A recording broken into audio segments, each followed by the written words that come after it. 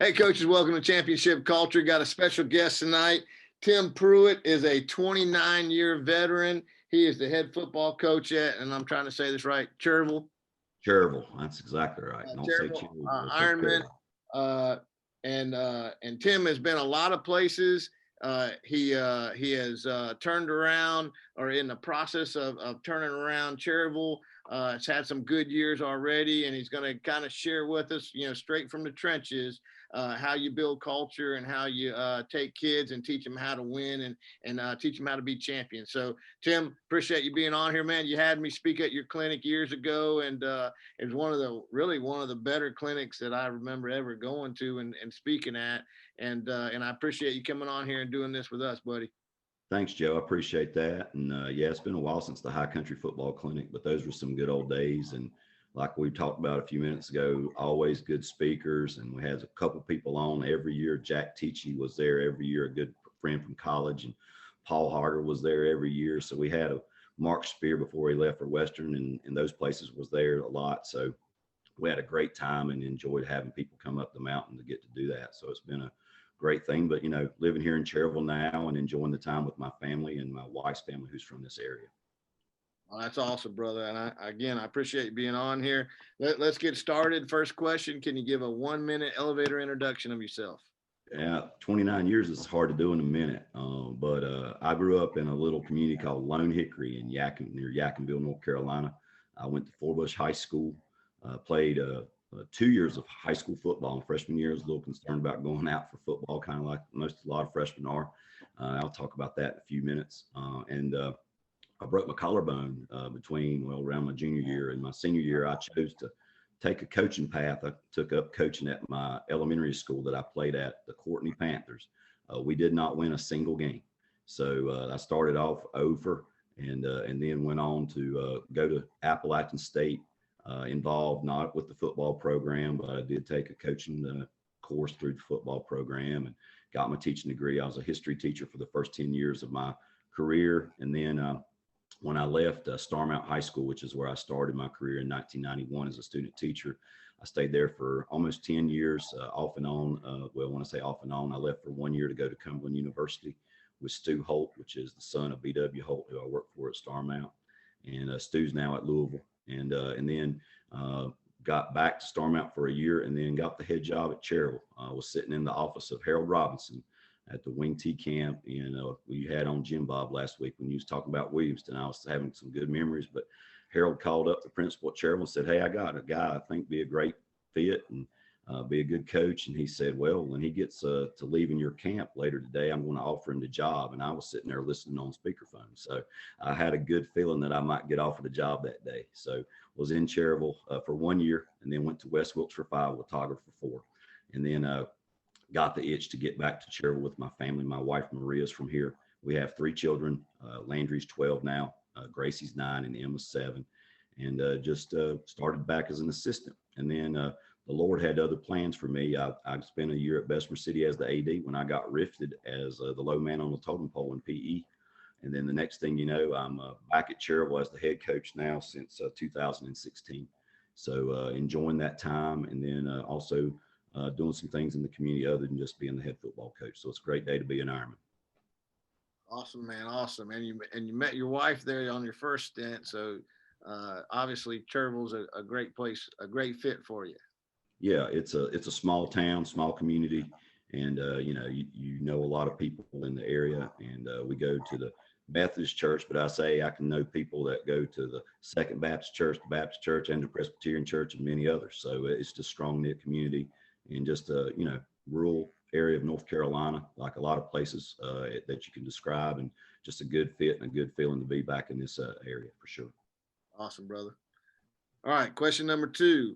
How do you define culture in your program? That's for us, it's kind of the idea of where your feet are, what you believe in, how you do things. When I got up to Watauga, I had some ideas about some of the stuff, but I got up there and on the wall it had faith, family, and football. And as I got to thinking about that, we don't want to talk about F's too much in the world we live in education, but I added a 4th F, and the 4th F was future. And the thing that we really try to do with our kids is get them to concentrate on what they believe in. You know, for me, I'm a Christian and have certain beliefs in that, but I'm not going to go into the locker room and preach to the kids.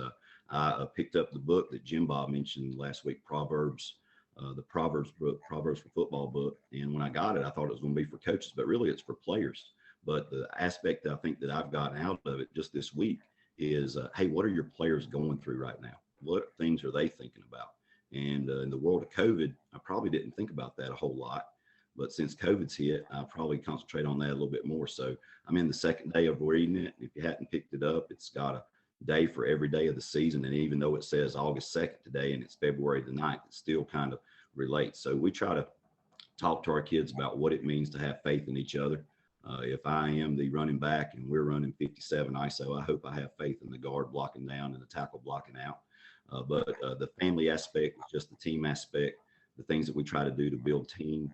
And I can talk to you about some of the things that we do in that area.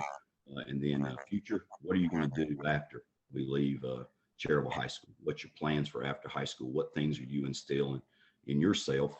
The other day, I think I was on one of those different things that I saw get in the internet time to time, and the coach was talking about being a rock, being a diamond, and you having a chisel. But there is there's a poem out there, not really a poem, it's a little story by Jacob Riis about the stonecutter. And the stonecutter may cut and hit a rock 100 and some times, but on the 101st time, it finally breaks. So we finished our practice yesterday with a question. Guys, you go over there with those coaches if you think the first hit's most important. Guys, you go over here if you think the last hit's most important. And guys, you go in the middle if you think one of those middle hits was most important. So, yeah, I mean, honestly, you know how kids are. They might follow the leader. A pretty big group went to the first.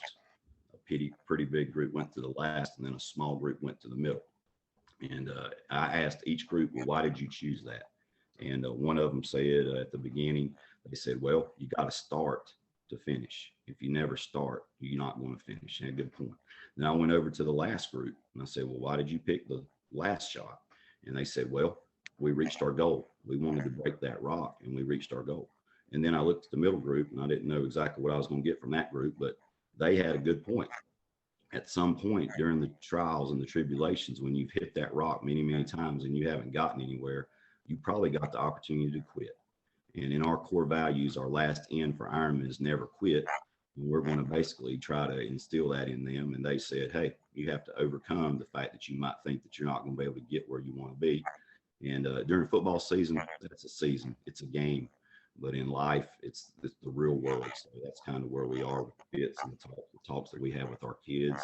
Some of the stuff that we do with them every day is important. So we can talk in a little bit more detail about some of that stuff later. I love that one, man. I'm stealing that one for tomorrow. That's a great story. I hear you. Thank you. All right, number 3. This is where we get to the nuts and bolts. What are the 3 best things you do to build culture in your program? Well, we try to really concentrate on that second F, which is family. And I think for us, when we talk about family, we talk about hanging your hat on something every year.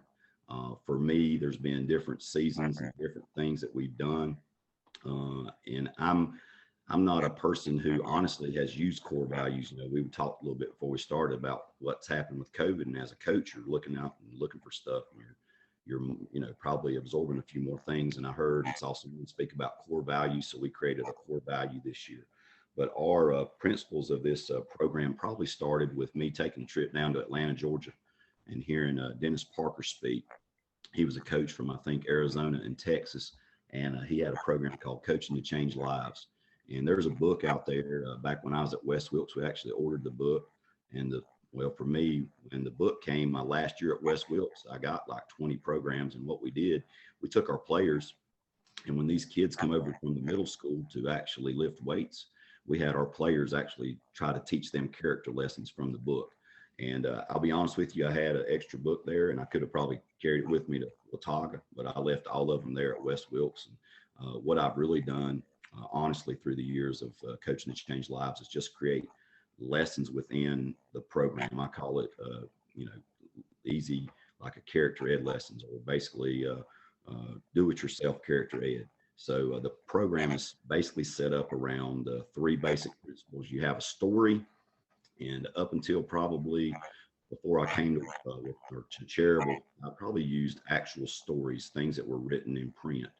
But since we've come to Cherryville in the digital age and using a Chromebook or whatever, the screens that we have, all these smart board screens, I started using a lot of videos, and with the ESPN, E60s, and things like that, you can find a wealth of information out there.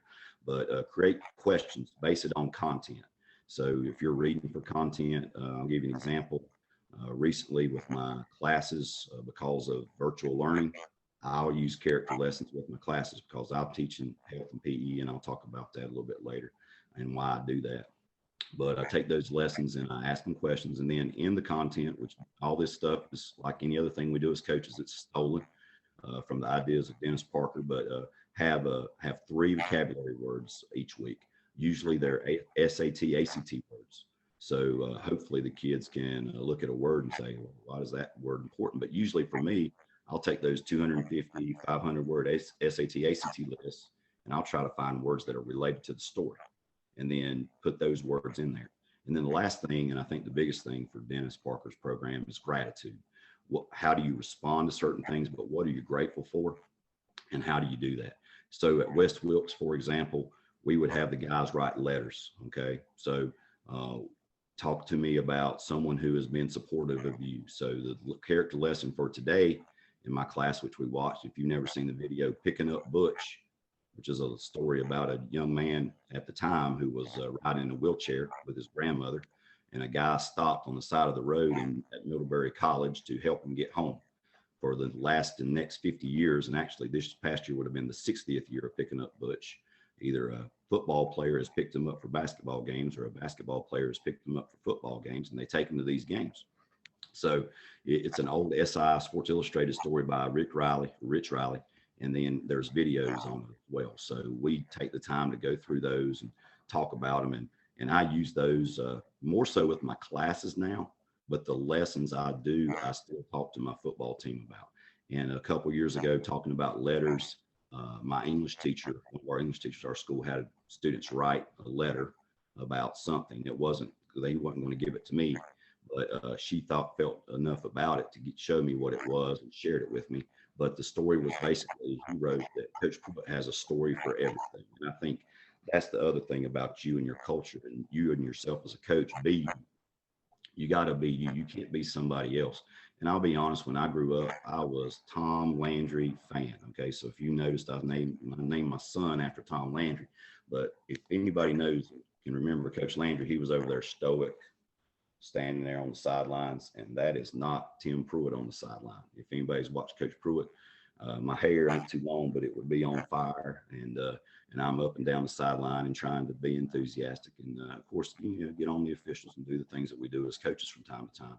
But that might have come from my days with BW Holt at Starmount. But all that stuff is important, and the more the kids know about what you want them to do and what they want to accomplish, I think that family aspect is there. So we do things. Something I learned from BW. We do a family night meal at West Wilkes. We did it every night.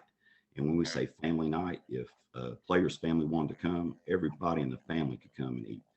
We had this big old metal cooking pot back in the time at Starmount. It was Larry and Darlene Cruz. For me at West Wilkes, it was a couple of parents who picked it up. A guy by the name of Greg Harris, and I had Marvin Cantrell to pick up the food and cook. And then Rick Langford, if we didn't cook in the cooking pot, he would cook barbecue chicken. So we eat like you would not believe. But still at Cherryville, even though it's a smaller school and it's not as big of a family atmosphere from the aspect of us doing that every week, but every season we have a soup night where we make crock pots of soup, and we have sandwiches, grilled cheese sandwiches, peanut butter sandwiches, desserts, etc. With COVID going on, I don't know how I'm going to, try to reach into that bag of tricks and try to do that this year, but we'll try to discuss it. But for example, for us, when we got to the end of our first semester, we did a little barbecue thing for our guys. Our AD got all of us barbecue butts, and we give every one of our coaches one. And I'm like, well, one of my coaches, his son coaches, so they got two. I'm like, are y'all going to eat all this barbecue? And they're like, heck no. So I said, well, let's go get some buns. And I got a parent to make some slaw, and we made sure that we wrapped everything individual, and we got individual bags of chips. And we just, want to fellowship and have time with our kids. And hopefully they understand the importance of the aspect of family. So I think that would probably be the first When thing. do you do that? When do you do the soup night? What do It you could time be that it could at? be any time. A lot of times recently, we've probably done it toward the end of the year when it gets colder, and it's before the last game of the season. Sometimes, usually you don't want to usually do stuff on Wednesday nights around here because it's church night. But at Starmount, we did it on every Wednesday night. I mean, they would cook chili beans, they would cook chicken stew, you name it. They did it, and then we did the same thing at West. Marvin would make a vegetable soup, and we would have people come up and just come and be a part of the program. And you at Starmount, you'd have former players coming. And of course, at Starmount, we were playing to Thanksgiving about every year. And on the Wednesday before Thanksgiving, we were still in the playoffs. We would have Thanksgiving meal on Wednesday night. So it's just something that I took from there and then just applied it to the program a little bit. I like that one. I use that. I'm like you. I use that Dennis Parker program for a long time, and then just left it somewhere and didn't bring it with me to the new school. I need to buy another one of those books because it was organized. I liked how he Yeah. organized it. It was very well organized, and like in the story or in the book, he has certain stories. So when the first time I ever heard him speak, he talked about the cold within. So it's a Mhm. poem about six men sitting by a fire, and they all got a stick of wood in their hand, but they won't put it in the fire because either they think somebody's too rich or too poor, they might not be the right color of skin, or they might have the wrong religion, or whatever it may be, and they don't die from the cold without, they die from the cold within their heart. So if you ever looked up that poem, it's easy to find. You can find a PDF. I've got one on my Google Drive. But we actually at West Wilkes to instill in that. And you go to places sometimes and you take over a program, and the things that are in place, they're great things, but you have to make you have to make them your own. Just like for me at Watauga with Faith Family Football, I had to go Faith Family Future Football. But at West Wilkes, I got there behind Wayne Shepherd, who had won 3 conference championships, and we had to do some things to kind of change the mindset, particularly when we got there after 3 conference championships and we went 2-9 and 1-10. So you got to kind of find that thing to hang your hat on, and that character education is really what we turn to. I remember my first night of talking about it to my coaches, and one of my coaches, and I'll say his name on here. His name is David Beck. He's probably one of my best friends. He said, "Coach Pruitt, we teach character every day at football practice. We talk about character and that's what football is about. It's about character." And I agreed wholeheartedly with him. And I said, well, we're going to take time and talk to these kids on Monday, Tuesday, and Wednesday about character before we go out to practice, and we're going to see how it applies. Well, we do this every spring. I have a meeting with my coaches. Usually this year was different, obviously. But every spring we kind of go back and talk about what we did the year before and what we're doing now and things we talked about, learned at clinics. But the next year we're talking about it, and David raises his hand. I said, yes, David. He says, before we start this, I want to tell you the character stuff we did last year is the best thing we've ever done. And that's something we got to keep doing. And I really believe in it, and it's just something that we do. So, if you look at a story like that, it's great. And then the thing that we did at West that probably kind of reiterated family, we talked about how geese fly in a V formation. So if you've ever seen that philosophy of why they fly in a formation, there's 6 different points, 5 different, I guess 5, 6 different points in lessons about, I never thought about it. You hear geese before you see geese sometimes because they're honking, and you look up, but they're honking to encourage the one in front to keep going. So the little things about, the life in general that they can take from hopefully the aspect of family and team, they take with them along the way. And hopefully that's something that we instill in those guys. Those are I remember both those stories are such awesome stories, man. All right, question number 4. All right. This is a good one. What do you know now that you wish you knew when you first got started? All right. So I think for me, like when we were talking about family, the other thing we do is the ownership. And that's to me something I probably didn't use as much as I have in recent years. But the thing we do is a leadership council, and we have our kids involved in the leadership council where they hopefully can have some aspects of helping us with the program, telling us what's going on within the program. They actually can help me and with the seniors' help, they choose what color jerseys we're wearing. We have about 3 or 4 different varieties of jerseys and pants and things of that nature. So we created some ownership there. The other thing I think we do a really good job of is community service.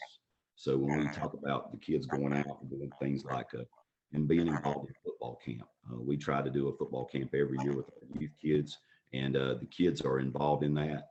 And back in the day at West Wilkes, one day I had a player come up to me and say, "Coach, you have got to talk to this kid. He's crying." I'm saying, "What's going on?" One morning, it's like a Tuesday morning. He says, "Coach, I don't have." The nickname of our player was Puffy. Okay, his name's Josh Roden. Josh was about 6'7", weighed about 400 at the time probably, and just a really great kid. But he worked the first day of camp, didn't work the second day of camp, and the kid was like, "I needed him around." And for those kids that have that opportunity to be involved with kids and do things in, say, a mission field like we do in Inspire Cherryville a couple of years ago, or even just this past year, we did some trash pickup. Those are just the things that we instill in them.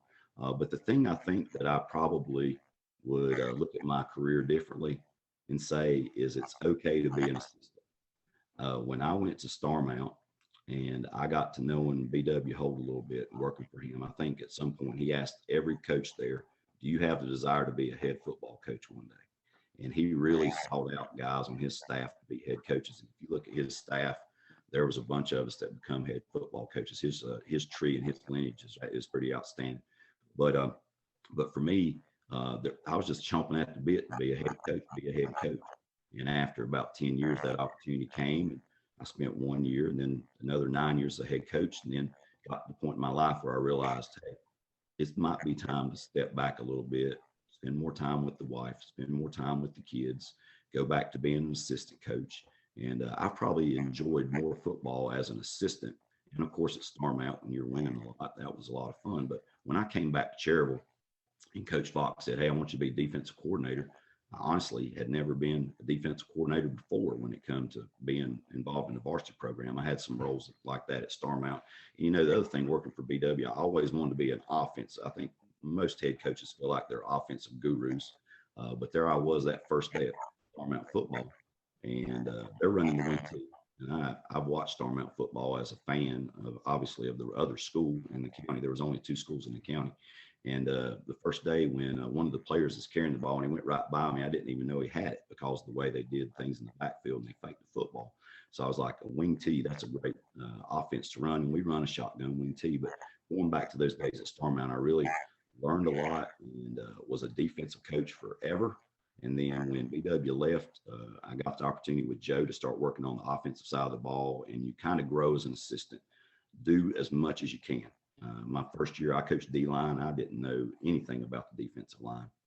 And then before long, I was coaching almost every single position at some point. So you gain your knowledge from that. So I think it's okay just to be an assistant.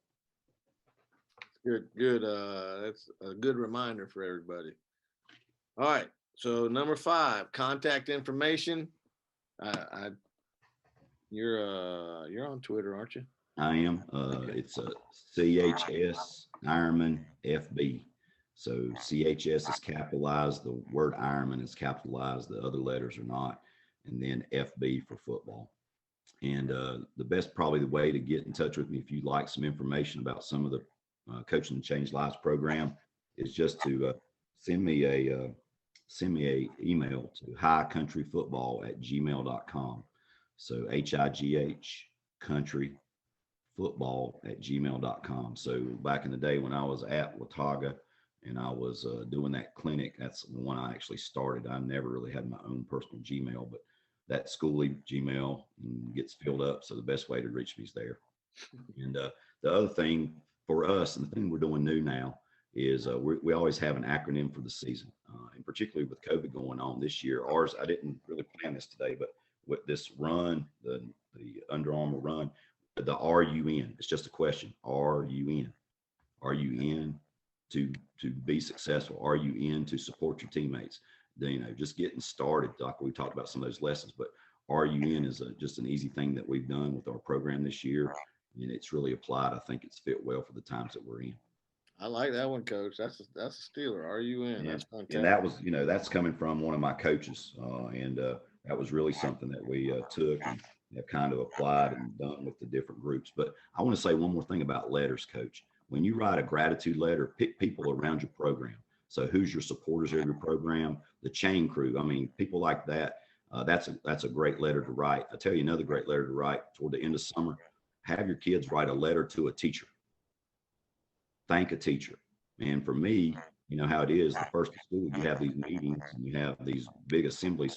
I would go around. I'd have my letters in hand, and I'd be giving 3 letters to Mr. Visnick and 2 letters to Coach Barger, or 1 letter to Miss Dale, whoever it may be down the hall. And you would see that grow within your program, and also the people in your program grow. We had a player who had a dad who flew a Black Hawk helicopter in an operation during freedom, and we were the Blackhawks. So we had all of our guys write letters to Mr. Lucas and his guys on his crew. And they ended up wearing some of our decals on their visors, and it was really a cool thing. They actually sent us a battle flown flag that we flew over a football game at West Wilkes High School. And some of the things that you can do with kids like that, they're going to forget the wins and the losses a little bit, but they're going to remember the experiences and the things that they did together and the things that we grew together more than anything else. So those are some things that I remember as a coach. And you know, for me, in Cherryville, we were able to win 7 games a couple of years ago. It hadn't been done in 40 some years in Cherryville football.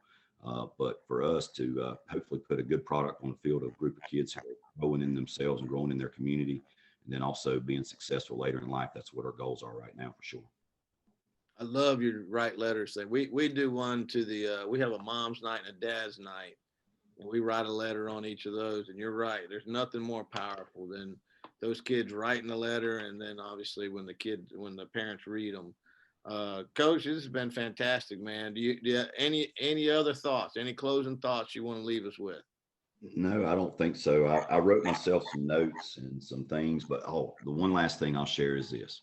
So many years ago, I can't remember where I was, who I was, or who I was listening to, Coach. I think I was at a clinic, and the coach said, "Hey guys, if you are the head football coach and you're just in the weight room and all you're doing is working with football players, you might be missing some kids." His suggestion was get involved in the younger kids in the school. He was actually a middle school counselor. So he got contact with those kids before they ever got to the high school. I don't know how his situation was, but obviously he had a good one. And for me, I got the opportunity when I came back to Cherryville after I left for Bessemer to teach 9th grade health and PE. So this past year, we've had 5 linemen come out for football that didn't play last year.